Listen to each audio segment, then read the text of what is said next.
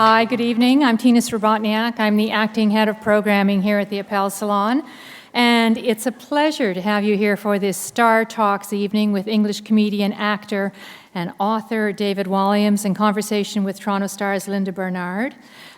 So, to start the program, please join me in welcoming Bob Hepburn, who's the Director of Community Relations and Communications at the Toronto Star, which is our partner for tonight's Star Talk event. Bob.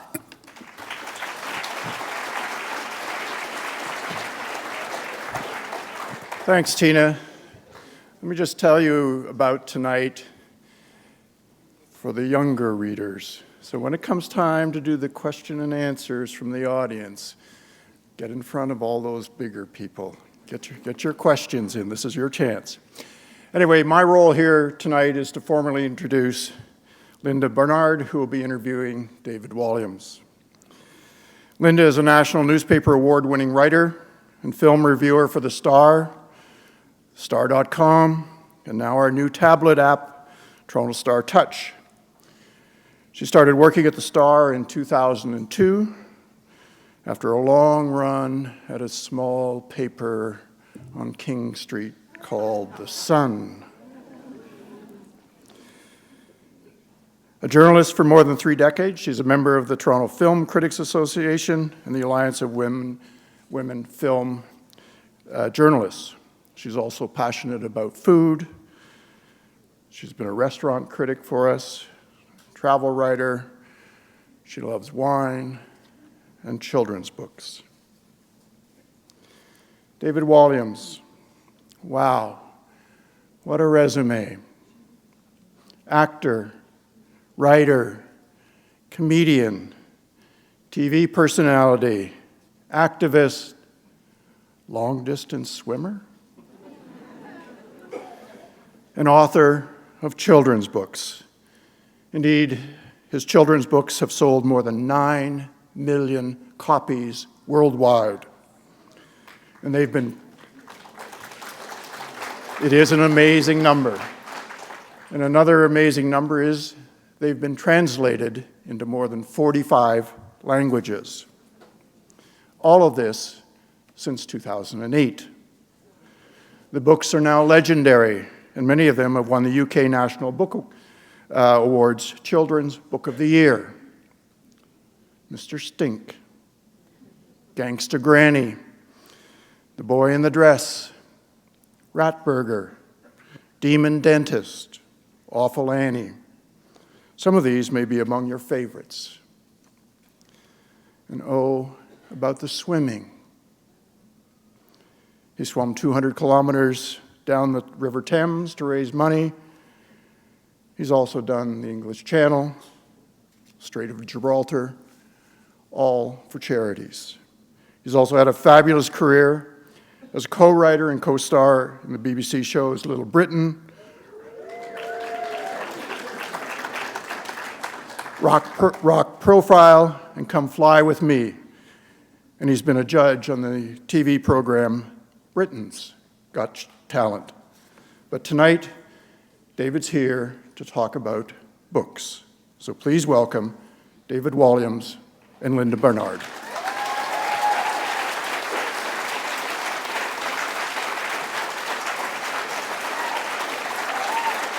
Thank you.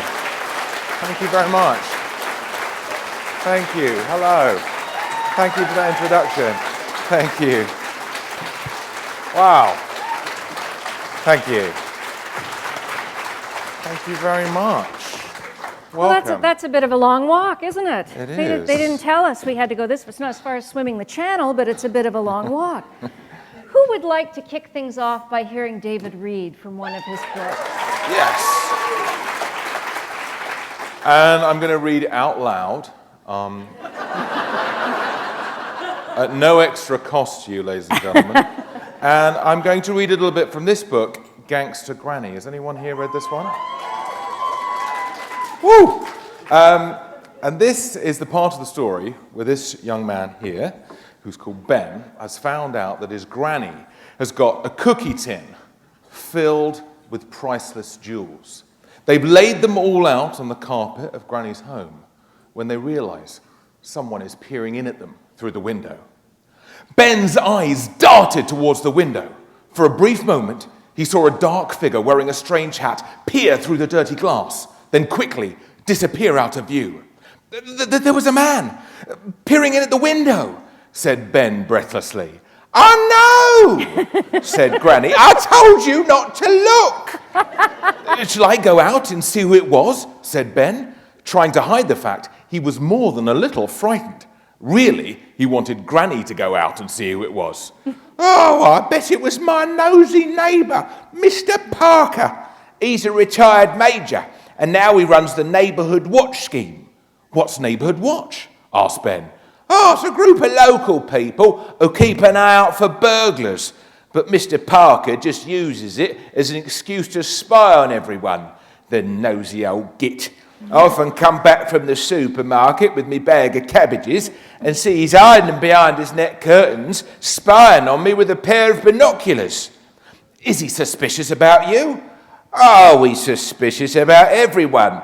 We have to keep an eye out for him, young lad. The man is a menace. Ben went over to the window and peered out. He couldn't see anyone. Bring! Ben's heart nearly missed a beat.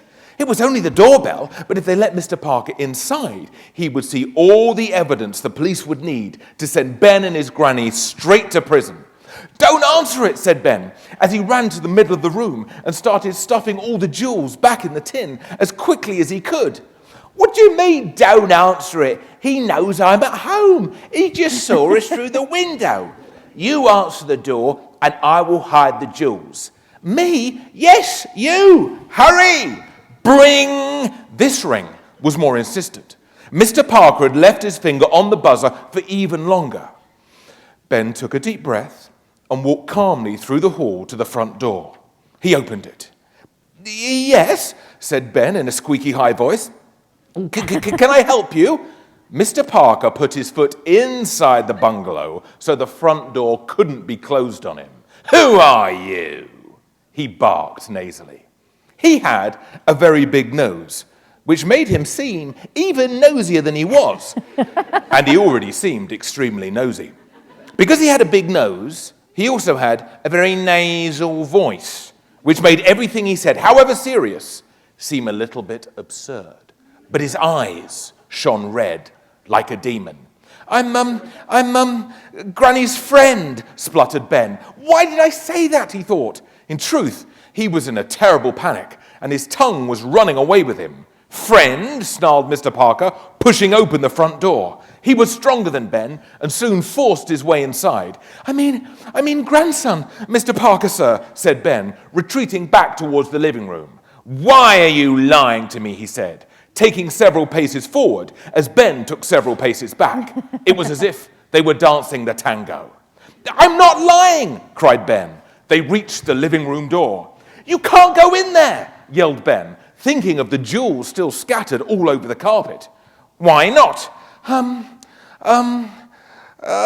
Because Granny is doing her naked yoga. Ben needed a dramatic excuse to stop Mr. Parker barging through the door and seeing the jewels. He was pretty sure he'd hit the jackpot as Mr. Parker paused and furrowed his brow. Sadly, the nosy neighbour was not convinced. Naked yoga, a likely story. I need to talk to your grandmother right away. Now get out of my way, you nasty little worm of a boy, he said, as he shoved the boy aside and opened the living room door. Granny must have heard Ben through the door because when Mr. Parker burst into the room, she was standing in her bra and knickers in tree pose. Mr. Parker, do you mind? Said Granny in mock horror that he had seen her in a state of undress. Thank you. Thank you. Thank you. Lovely audience. Thank you. I don't know how you think of that, but boy, you did. And now this mental image is burned into my brain. Britain's #1 selling children's book author. Am I? I thought that was J.K. Rowling. It says so on the sign, Right, so it must okay. be true. All right. You've also sold more books, haven't you, than we Not mentioned than J.K. today? Rowling. Ah. But the books have done very well, but the most important thing is that children are enjoying them. And I do get stopped by people in supermarkets in the UK, and they say, mums and dads say, thank you for writing the books, because they might have a reluctant reader. They say, my son wouldn't read any books until he read one of yours. And so that's a real thrill, because I don't think you ever forget the first book that you really loved, the one that turned you on to reading. I wasn't a voracious reader as a child until we went to the library and I picked up Charlie and the Chocolate Factory, which is still one of my favorite children's books. And if I go into schools around the world, here in America, Australia, New Zealand, UK, I mention that book, and pretty much every child I could hear this. knows it. And so it's a very special thing to write books for young readers. So what are kids like as critics? Are they different from adult critics? The thing is, when you're a grown-up, which I am, sometimes, I bet everyone in this room has finished a book that they thought was boring from page one, that was nominated for some big prize, they heard was some great work of literature. They didn't understand it from the first sentence to the last. 900 pages later, you're still reading it. Kids are not like that. If they find something boring, they'll let you know. And they also write me letters complaining about grammatical errors. I got this letter, dear Mr. Walliams, we were learning in English the other day that you do not start sentences with and. I would really appreciate it if you didn't start any more sentences with and in your novels. Best wishes, Charlotte. So, dear Charlotte. And so I received your letter. And so I've thought about what you've said, and I promise never start another sentence with and. I have a lot of fun. We pull out all the letters, all the really critical ones, and they're the ones that get replies, generally, because there's a lot of fun writing back. But it's great. It means the kids are really engaged with it and really thinking about it, and they really care about it as well, too. So do you notice, are your young Canadian readers, are they different? Do they have They're Canadian. But apart from that, they're not. No, I mean, they seem to respond in the same way. I think we're very lucky because obviously quite a lot of British culture is well received here. You know, a lot of you know Little Britain, and you see Britain's Got Talent, and we probably all share a lot of the same love of, you know, bands and comedians and that kind of thing. So actually, you know, I feel really blessed that the books have done well here, and it's a real thrill to go to another country thousands and thousands of miles away and find you've got these young fans. Now, you mentioned Little Britain, and I can't help but ask you, because that's rather adult fare. You deal with adult themes. How does that jibe with writing children's books, along that and Come Fly With Me, for example? Well, the thing was, Little Britain was aimed at grown-ups, but lots of kids really enjoyed it. And I blame the parents for letting them watch it. And me and Matt Lucas, we did a very long tour, over 18 months, and we went to Australia and different places around the UK, and lots of kids queued up to get our autograph afterwards, and they say, oh, I really like the show, but my mum and dad don't let me watch the Bitty sketch. It gets turned off on that one. And I thought, if I could try and capture some of that Little Britain sense of humour, some of those larger-than-life characters, and put them in stories for children, I thought that could maybe work a treat. And so I didn't want to soften things too much. I mean, obviously you don't want, you know, swearing or sexual references in children's books. But at the same time, great children's books often feel quite forbidden. They're ones you want to read under the duvet with your torch, and you think your mum and dad might come in and say, you shouldn't be reading that. And so that's the line that I like to tread, because when I was young, I wanted to watch comedy shows that weren't meant for me. You know, I wanted to watch films that had certificates, which meant I couldn't see them. So I don't think kids want kidsy things. No. I think they want things that feel a little bit dangerous and grown up.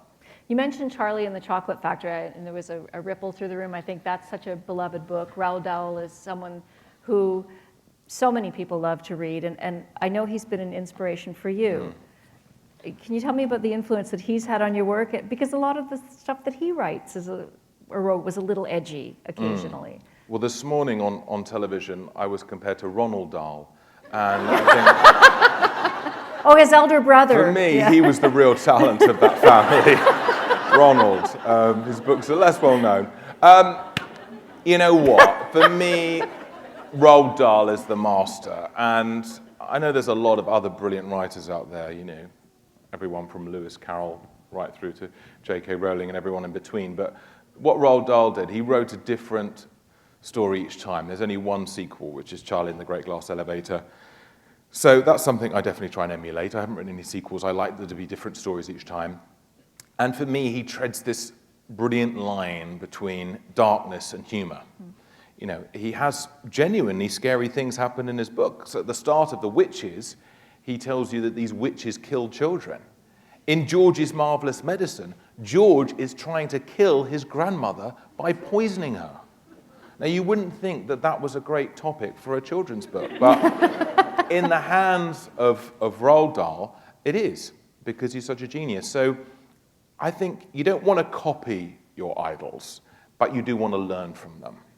And so I take great pleasure in rereading his books, and for me, they're up there on a pedestal, and they're something to aspire to. And have you read them, or do you read them as an adult? Are they? I love reading them as an adult, and the thing about I read Charlie and the Chocolate Factory pretty much once a year, and it's sort of got 100 great ideas in it that I feel like any other writer would have just used one of those ideas and built a book around it. But he had 100. It's so incredible and imaginative. And, you know, it was written over 50 years ago, and yet you go into any school and kids are reading it like it came out yesterday. So aside from that, from Charlie, what other books did you read as a kid? I liked Dr. Seuss books a lot. One of the great pleasures of being a parent is reading to my son, and I have very happy memories of my dad reading Green Eggs and Ham to me. Yes. There's something very special about the Dr. Seuss world. Stig of the Dump was another book that I loved. And I used to read a lot of Doctor Who novelizations. Woo! I'm a big yes, Doctor Who. I'm a big Doctor Who fan, and in those days you couldn't watch, the old episodes. You'd have to read the novelizations, and you'd read them and go, "Wow, this one's going to be amazing. It's Doctor Who with these dinosaurs. That's incredible." Then you see it, a bit disappointing. But, the special effects budget wasn't so great in the 1970s, But I didn't think of myself as a voracious reader, and I only really got into writing because I wanted to be a comedian. I still hope one day I'll achieve that. And the comedians generally write their own material, and I got into writing that way. You started writing for a children's show. I did. These presenters called Ant and Dec, who present Britain's Got Talent. I've got a fan in, just the one. And I started writing for them, and at the same time I was doing comedy shows with Matt Lucas at the Edinburgh Fringe Festival, and then, things start kind of coming together, and eventually we worked towards doing Little Britain on television, and we were very fortunate because it was instantly a success. My favorite book of yours, the one I liked the most, was The Boy in the Dress. It's a touching, funny, it's a lovely story, and Dennis is such a great character. And you've said that he is your most autobiographical character. Well, because when I was younger, my sister, who's a couple of years older, we had a dressing up box, and she would dress me up in this mauve bridesmaid's dress. She'd give me a fur hat and give me a handbag, and she would parade me up and down the street where we lived. I mean, the last time was probably about 2 or 3 years ago. And I'm joking with you, Canada. It was when I was little, and then I went to an all-boys school. I'm sort of using that as an excuse, but so obviously I dressed as a woman a lot. But in school plays, there would be a reluctance for a lot of boys to take on the female roles, but not me. I love them, and so for me it was just something that I did and I enjoyed, and And then I had this idea for a story. I thought, what would happen if a boy went to school dressed as a girl? I thought, I want to set this in the real world. I want to know how his teachers are going to react, how his dad and his brother, who are very conservative, are going to react, how his friends are going to react. And I thought, as this is a story about a child, it might make a good children's book. And really celebrate difference, which is something that we wanted to do in Little Britain too, which is, just celebrate life in all its shapes and sizes and all the eccentricities of people. And I was very fortunate because Sir Quentin Blake, who's a legendary illustrator, he read the book, he liked it, and he agreed to illustrate it. And it did well, and people thought it was credible, because some celebrities have given books a bad name. Such as? They're people who haven't even read their own books, and there's a few of those about. And so I think people are quite cynical when, if you're well known for one thing, you do another. They sort of, there's still people in England who sort of, on Twitter, they assume that I haven't written my own books, but there we go. I can't worry about that. But so there is naturally some cynicism, but I think the book kind of won some people over. It was also strangely prescient, too, because you wrote it in 2008, correct? And the world has changed dramatically. In fact, the world has finally caught up with you. Well, not just me, but... Not just you, but with that book, because well, it's interesting, yes, because I do think at the time I wrote it was seen as quite edgy, and it was a thing that some people, wouldn't necessarily want to give to their children. They thought it might somehow corrupt them in some way, but now... Obviously, those kind of issues have become very mainstream. A lot of well-known people talking about those kind of issues, which is great. And there's a thing we have in the UK called World Book Day, where kids come to school dressed as their favourite character from any book, and lots of boys go as the boy in the dress. They go I to saw school. a little boy on Twitter, and he was wearing the orange sparkly dress. Yeah, and they team it with some football boots and a football, and it's quite a cool look, and I'm kind of pleased because, it's just great that those kind of things can become mainstream and not something that people feel sort of embarrassed and awkward about. Only by having conversations, right? Yeah. So these things happen. Yeah. And another character that that I love that you write about is the one person who seems to show up in all your books but one. Does everyone know who he is? What's his name? Raj. Is Raj a real person? Is there a Raj in this world? There is, because he owned the newsagent shop just up from where I live in London. It was called Raj's News, and it was famously, he was a very jolly man, but it was a famously messy shop. You'd say, oh, where's the Tipex? And you'd say, have you checked under the mints or something? And you go, hang on, surely these things belong in different places.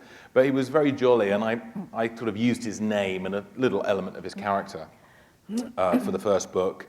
I realized he was a very useful character because he was a grown-up, but he wasn't a teacher, and he wasn't a parent. So therefore, he was more like a friend to the kids, and I thought that was important. And I really enjoyed writing for him, and I ended up putting him in the next book, and then somehow it became a pattern. But often on Britain's Got Talent, people give me ideas for characters. If I want to think of a very evil villain, I just think, what would Simon Cowell do? But we had a brilliant guy come onto the stage, it was a couple of years ago, and he had long black dyed hair, he had these false teeth rattling in his mouth, he had these dark glasses, and his opening line was, I know what you're thinking, they've dug up Roy Orbison. Well, that's not going to get people on your side. And we said, what's your act? He said, I'm going to eat live cockroaches. And he brought out this brown paper bag, and he started eating live cockroaches, and he got buzzed off very, very quickly. But it got me thinking, I couldn't get him out of my head, and I was thinking, he eats live cockroaches, what else might he do? Might he turn rats into burgers? Might he have a burger van that parks up outside schools? Might those cockroaches actually get ground up to some special ketchup that he makes to put in the burgers? And I had a lot of fun creating this imaginary world for him. And then he became one of my first villains in Ratburger. So we've talked about Gangster Granny, we've talked about Ratburger, we've talked about The Boy in the Dress, and that brings us to your latest book, which is Grandpa's Great Escape. Would you read for us again? Yes, I will. Oh, that would be wonderful. I will. Thank you. Would you like to hear him again? Yeah. So this book is about this gentleman here, Grandpa, who's losing his memory, and he thinks that he's back in World War II when he was in the Royal Air Force flying one of these planes, which is a Spitfire in the Battle of Britain. And his grandson, Jack, is really the only person who understands him because he plays with him. He enters this imaginary world with him. And together, they break into the Imperial War Museum in London. And in there's a huge room, the size of this, but a lot taller. And from the ceiling are a number of fighter planes suspended on chains. And their plan is to steal one of those planes. Jack and his grandfather race down the staircase and into the great room of the museum where the Spitfire was suspended from the ceiling. On the wall was a winch, and the two worked double quick to bring the warbird back down to earth.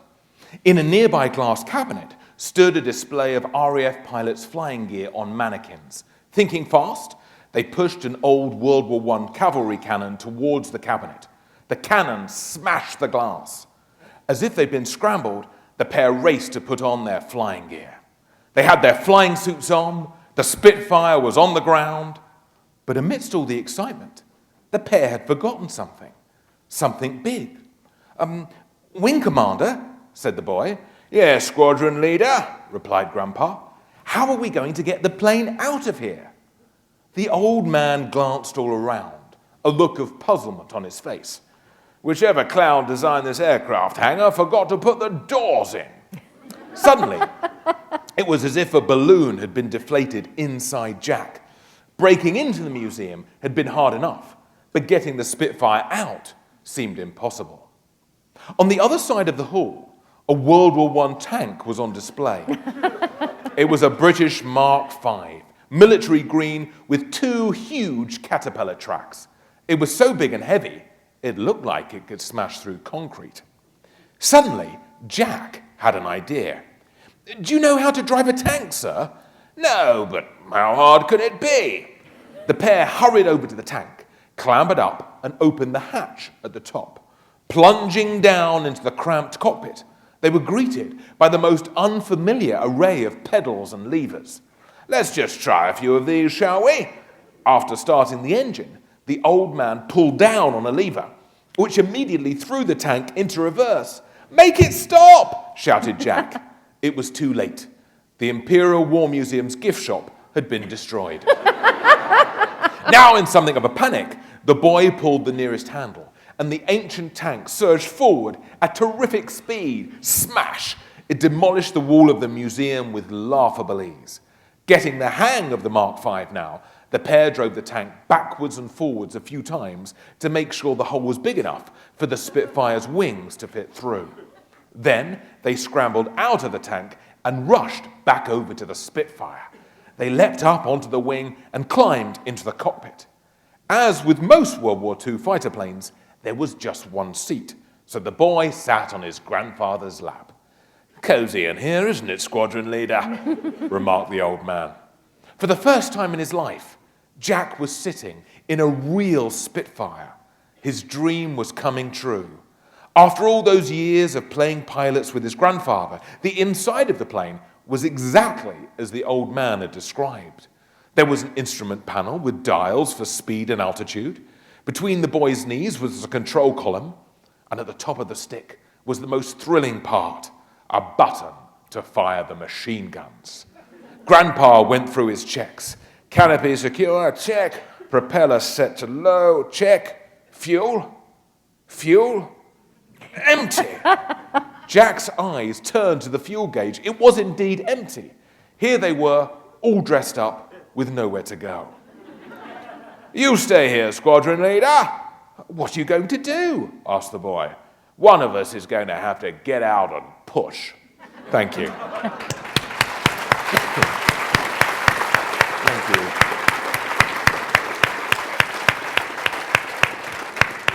Thank you. At the end of this book, there's some photographs. This is a very personal book for you, isn't it? Well, it is. It's my grandpa was in the Royal Air Force. He didn't fly a Spitfire, but he did fight in World War II, and we unearthed some pictures of him in his uniform, so I included them in the back of the book. And then also there's a few pictures of me flying a Spitfire, because I got to go up in one in the UK. There's only a few still in flight, and it was so exhilarating, because it's basically like driving a sports car in the air. I took the controls for a bit of time, and it was such a thrill. I really wanted to capture the real feeling of flying, because Jack's dream is to get up in that plane and have some real excitement. And it was, a very special book to write. And you're going to sit down and write these books. It's going to take you a long time. You've got to really put your heart and soul into them and really write about something you really care about. And I really wanted to sort of honor my grandpa's memory, and also capture that feeling that I used to have as a boy when we'd sit on the sofa together and watch old war movies like Where Eagles Dare or The Great Escape. And so it's really like a sort of story of daring do, with quite a serious side of it, which is dealing with this topic of dementia.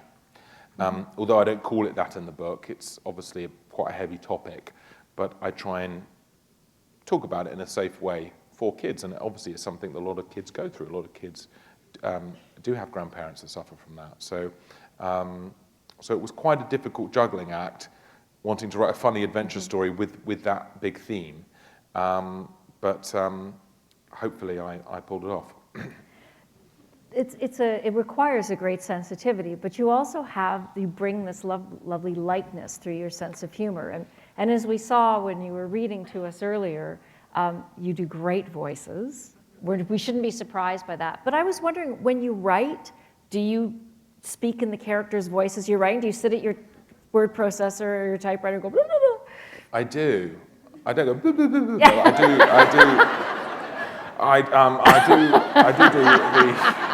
I do do the voices. Now I'm disappointed. Because I came from writing scripts, and so me and Matt would write scripts for ourselves to perform. So we'd always act out the characters, and it wouldn't matter who was playing the character. We'd both act out the characters to try and sort of channel what they're going to say. And so I sometimes think about actors as well. I think about who would play this role. And at the time of writing Mr. Stink, I was working with this great actor, Sir Michael Gambon, who plays Dumbledore in the Harry Potter films.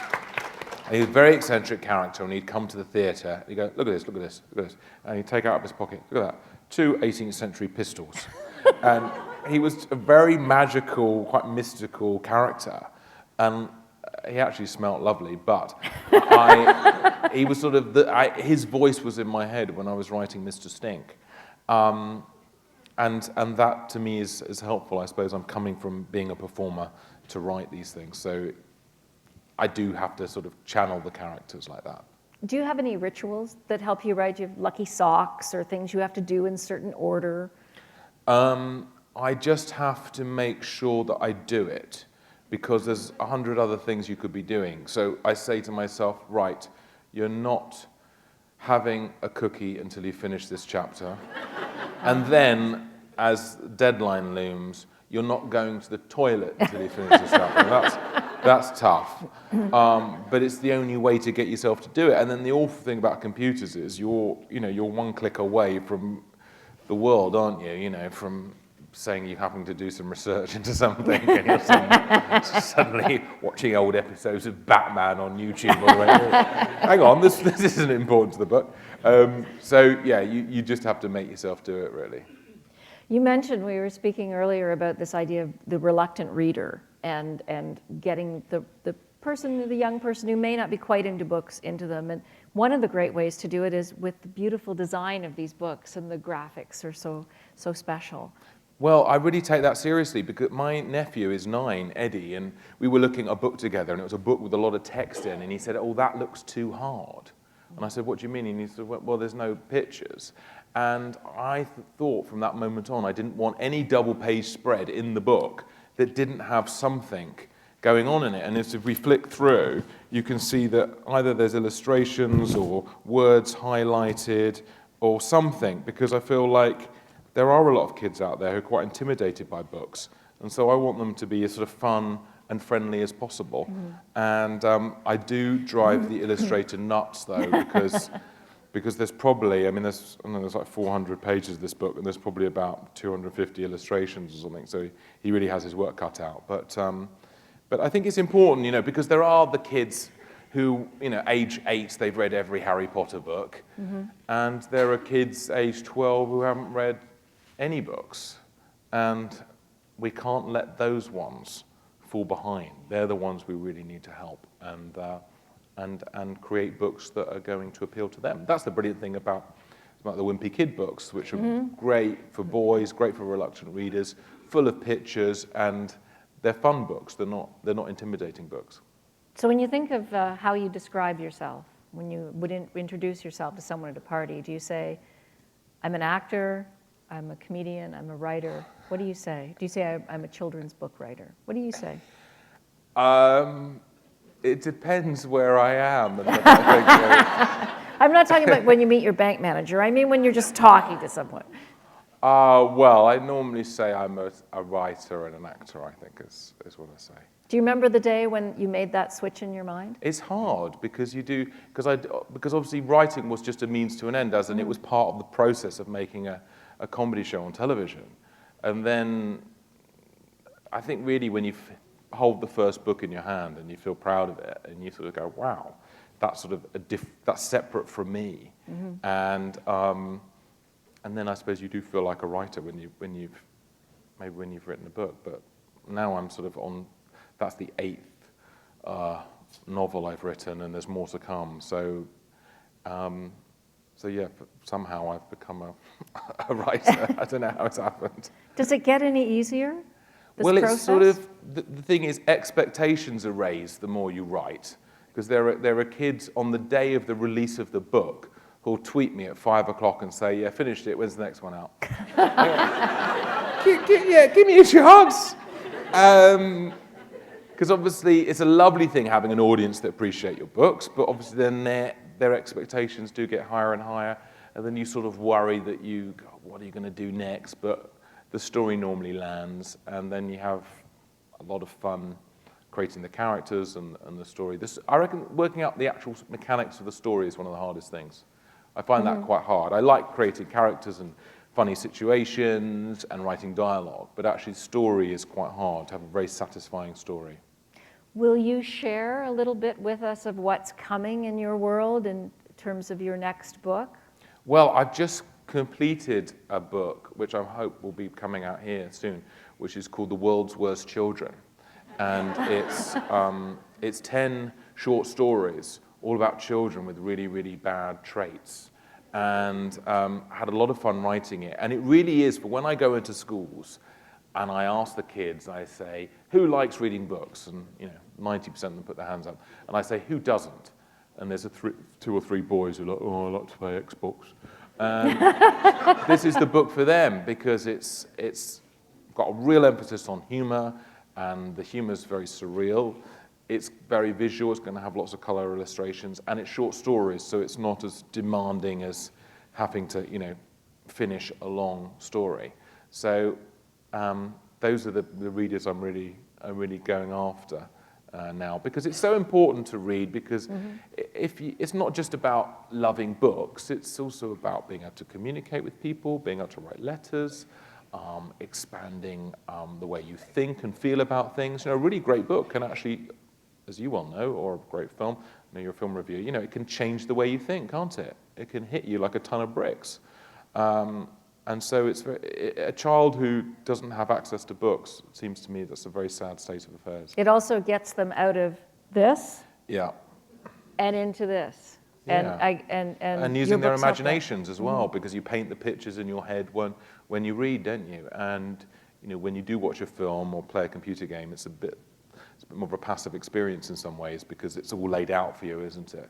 Whereas a book, you have to work too. What's it like for you when now a couple of your books have been made into television movies. What's it like when you see one of your books come to life in a film? I love it, because it becomes something else. The book is still the book, but it gives you another chance to sort of tinker with the story. add new elements, maybe add new jokes, and also it means that the story will be appreciated by more people. Because obviously not everyone has read Charlie and the Chocolate Factory, but lots of people have seen maybe one of the two films. And the same because it's on TV at Christmas, it's, lots of viewers in the UK. And it means some kids who maybe don't ever read books will at least see the story and take something from that. Well, I think that I've monopolized this gentleman long enough. I bet you have some very interesting questions for him. And I'd really be happy if some of our younger audience members would kick it off. So, and we have a prize. Oh no, do we? For the best question, I've signed all my books and they've been tied up in this rather beautiful ribbon. And whoever we decide has asked the best question will receive that. So I can see some kids. So if you've got a question, there's some microphones there. So queue up, kids, and have your questions ready.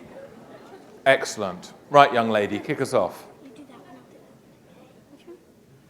Yes. Go ahead. Anytime now. Have publishers ever rejected your book? Yeah, let's start with that. Yeah, there we go. We've set the tone, haven't we? Not outright, no. Sometimes they say, they say it needs some more work, is what they say. But I've written stories that I've rejected, because the worst thing is if you're not happy with the story. And that's the very disappointing thing. I've got to the end of some stories and just gone, that's just not right, or it's just not good enough. And you have to put it away in a drawer. But no, I've never been completely rejected, but thank you. Thank you for your concern with that, thank you. Yes. Did you face any challenge making or publishing your books? Did I what, sorry? Did you face any challenges? Any challenges? Well, yes, I mean, I think the biggest challenge is to be original, because there are so many great stories out there. There's more and more each day, aren't there? And it's trying to find something that someone hasn't written about before. That's the really tough thing. And so finding subject matters and events, and that's really the challenge I face every day when I'm writing, just trying to be original, because that's the most important thing you can be. Anyway, great question. So who's next? Well done, girls. Why are all your books so touching and funny? Yeah, that's, just to say, that's the kind of question we want. Why are your books so touching and funny? That's kind of what we're looking for. I guess I'm just brilliant. I don't know. Well, I think it's important. I came from writing comedy sketches. And in comedy sketches, they're generally 2 minutes long. And, you have a beginning, middle, and end. And hopefully you have a funny punchline and it's off. And you don't really have time to tell any emotional story. But when you're writing a book and it's 400 pages, you've got to take the reader on an emotional journey, and the characters have got to have an emotional life to them. And I really love the moments where I think I'm crying as I'm writing it, thinking, God, this is a really sad part, because life is funny and sad, and I really want to reflect that. So anyway, good question. Okay. What's your favorite book you've written? My favorite book I've written is probably 50 Shades of Grey. That's probably that I've written.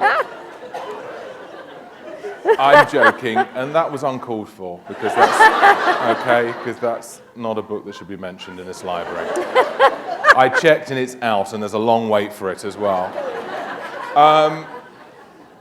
My favorite book that I've written, I like them all in different ways. I like Grandpa's Great Escape, because I think you've got a adventure story, and then you've got the sad thing with the grandpa. I think Mr. Stink's quite a special one, because the first book was quite autobiographical, The Boy in the Dress, and the second book was more from my imagination. So probably I'll say Mr. Stink. Do you have a favorite of the ones I've written? I think it would have to be The Boy in the Dress. Oh, that's nice. There we go. Well, thank you very much. Thank you. Where do you get most of your inspirations from? Well, the thing is, and do you like writing stories yourself at school, dreaming up stories? Do you have to do it as part of your schoolwork? Sometimes. Sometimes. Well, the best thing is to keep your eyes and ears open at all times. I told you the story about being on Britain's Got Talent and meeting that incredible man who ate the live cockroaches. But Gangster Granny really came out of me asking my granny, probably when I was your age, about what it was like living in London during World War II, when there were bombs raining down on people, and she had to hide in the underground. And she had all these incredible stories. And it really hit me. I thought, oh, you mustn't just think old people are just kind of boring because they're old. They've actually had a really exciting lives, much more exciting than your own. And so I think if there's any budding writers in the audience, it's always taking time to listen to people. And in every family, there'll be people with great stories. And the little bits of history, obviously in history class, we learn the big headlines, but it's really interesting hearing it, from a person who's been through those experiences. So keep your eyes and ears open. Good question. What's the best book you've ever read? What's the best book I've ever read? Oh, that's a hard one, isn't it? Quite a lot of adult books. I love this writer called Kazuo Ishiguro, who probably means nothing to you, but he wrote this great book called Remains of the Day, and he wrote lots of other really, really beautiful books. I really like the Iron Man, Ted Hughes' book. Is that at all known here? It's a really beautiful children's book by this great poet, and it was made into a movie as well. That's really one to check out. And Roald Dahl's books are all perfect. The Twits, I think, is a brilliant children's book. Have you ever come across that one? No. No, it's really clever because it's a children's book with no children in it. It's about this elderly couple who hate each other and make each other's lives miserable. And anyone here who's married can relate to that. It's a great book, so I recommend that. It's one of my absolute favorites. Okay, well done. Why didn't you put orange in awful auntie? Okay. Disgruntled, I can tell by the tone. There's anger there. There's hurt. There's rage.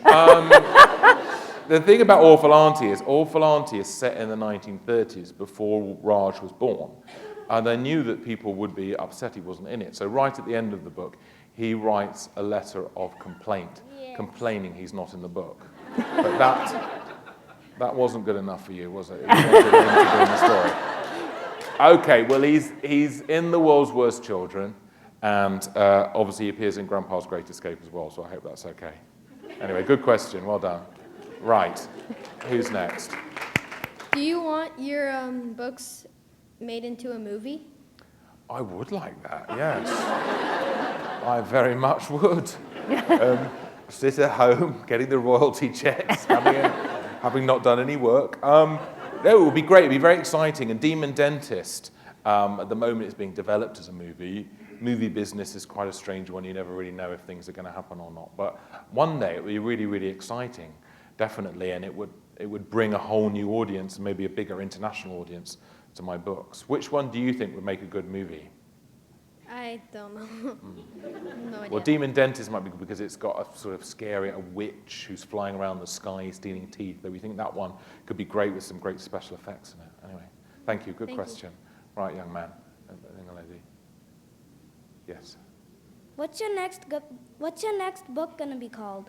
Well, it's going to be called The World's Worst Children, and it's the book of short stories about all the evil children in the world. Do you know any? Do you have any brothers or sisters who I could put in the book? I don't have any brothers and Oh, sisters. okay. But are there anybody at school who's really annoying that you could tell me about at the signing afterwards? Yeah. Yeah. Okay. Okay. Well, we'll put them in volume 2. Okay. Great question. Right. Who's next? Yes. Off you guys. Do you think writing is all it's cut out to be, or would you like to be doing something more? Do I think what is all it's cut out to be? Do you think writing is all it's cut out to be, or do you think you'd rather be doing something more? You know what? I do feel really tonight that I'm wasting my time. And, to just get a proper job, you know what I mean? Doing something else, you're right. Well, you know what? In all seriousness, it's a great job to have because the only limits to you are your imagination. And obviously there are people who've created incredible imaginary worlds like the Harry Potter world or Narnia or the Hobbit or something. And it's just incredible because that's, all of those people start off with a blank page and they created something that, you know, has gone around the world and has taken on so many different forms from obviously starting off with books and films and games and all that kind of thing. So it's an incredible thing to be a writer and actually really, really love it. So it is all it's cracked up to be. And I'm not going to be getting a proper job anytime soon. Okay. What's the type of feedback that you dream of from children who read your books? Oh, well, I just, for me, it's about finding kids who don't like reading books and them saying, you know, you've got me into reading. I think you can't have any better praise than that because that's the hardest thing, I think, in a way, to get the person who thinks books are boring to read. And I bet there's some people at your school, are there, some boys who are not into reading? You're one of the good boys, aren't you, who does read? Yep. Yeah. I know. Thank you. Thank you. But yeah, so anyone who says to me that they didn't like reading books until they read one of mine, I think that's the highest praise you can get. Thank you. Thank you. Right. Who's your favorite character in all of your books and why? My favorite character in all my books? Well, one thing we didn't touch on, actually, if anyone is writing stories, is it's great to have a good villain, because a really good villain makes the story happen. So I have a lot of fun creating the villains. And Miss Root in Demon Dentist, the evil dentist who's actually a witch, she's a favorite character of mine. Bert in Rat Burger that we talked about, who makes the rats into burgers. They're the really fun characters. So, and if you think about the characters you remember from things like 101 Dalmatians, you can remember Cruella de Vil, but you can't actually remember the name of the nice couple who buy the Dalmatians, can you? Can't remember them, but you remember her, and because she's a brilliant, memorable character. So villains, they're the most fun characters. Anyway, it's a good question. Thank you. Thank you. Have you swam in Lake Ontario yet? Yeah, I sort of did about 50 miles earlier today. No, I haven't, because it's, I imagine, very, very cold. Does anyone swim in it? Did anyone swim in it today? No. I'd like to, because I bet you probably drink the water, can you? Because it's probably so fresh. No. Okay, it's very dirty, so I won't drink it. No, I'd love to. It's a really beautiful country, and full of British people as well, isn't it? They're here, probably all here tonight. There we go. Anyway, good question. Right, so we've got two more, haven't we? Two more. One little tiny one, so 3 more. 3 more. Oh, there's Sorry. a little one in the Right, back. here we go. So you girls go quickly. When you were younger, did people think of you as a good author or not really good? Well, they didn't know, because they just thought of me as that annoying boy at school who was showing off and doing school plays and doing comedy sketches and assemblies. I don't think anyone thought I was going to be a writer, not even me. So life is full of surprises. How do you get ideas for your books? Well, I think sometimes a good idea is 2 ideas banging together. So for something like Gangster Granny, you've got a story about a granny and a story about a gangster, and you bring those together and you create something interesting. You know, just a story about a jewel thief, we've seen those. Just a story about a granny, well, maybe we've seen those. But the 2 ideas together, I think that's what's important, is think of a couple of things that you love. Like in Grandpa's Great Escape, I really wanted to do an escape story like The Great Escape, but do it in an old people's home. I thought that would be funny. So it's trying to put things together often that you don't think should go together. Good question, right? And this is the very last one. And all the movies you've been in, by the way, were amazing. Aww. Thank you. What was your favorite character? My favorite character to play? Well, I obviously love all the characters in female clothing. I like playing the character of Carol B. Says computer says no. because we've all met a Carol Beer, haven't we? And we meet them daily. And it's a lot of fun playing, I think, the really evil characters. They're the ones that are really fantastic to play. So thank you very much. So I've got to decide now who will win the box set of books. And I feel like there can only be one winner for this. Someone who kicked off tonight with a question that really set the tone for the evening. Thank you very much. Well done. Well done. Well done. Yeah, we'll do it over. And huge thank you. Fantastic. Thank you so much for interviewing me. It was lovely. Really Thank you. enjoyed it. And Thank now you. we're moving on to... Yes, Thank you we're so going to be much. signing books, so thank you Signing very much, books ladies at and the gentlemen. back, I'll at the see you very, soon. very back. Thank you for coming.